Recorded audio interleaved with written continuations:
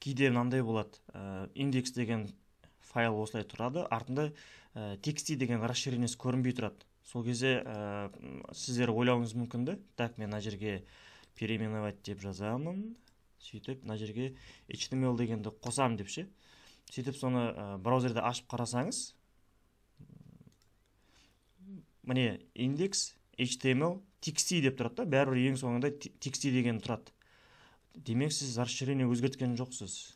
Оны өзгерту үшін сізге менюда, егер сізде Windows болса, вид дегенге бару керек. Сосын мына жерде расширение имен файлов деген бар. Соған галочка қоясыздар. Сол кезде көрінеді ең соңғы расширениесі. Сол кезде барып сіз өзгертесіз. Индекс html деп. Так. Да деп басасыз. Міне, осы қазір файл өзгерді.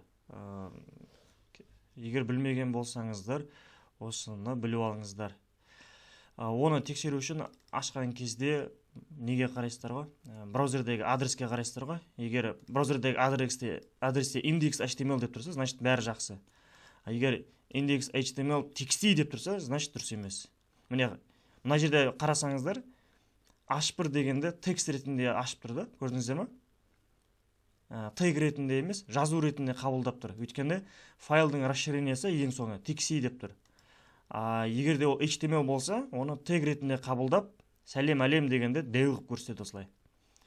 Бопты, кейбіреулерде басқаша болуы мүмкін. Мысалға менде Windows 10 болғасын, осылай менюда вид дегенге басып, расширенный имен файл дегенде осылай галочкамен өзгертіп жатырмын да, көрсетіп жасыруды. Сіздерде мысалға Windows 7, 8 болатын болса, басқаша болуы мүмкін. Кімде қате шығып қалса, Телеграмда жазыңыздар, қарап көмектесіп жібереміз қолдан келгенше. Жақсы.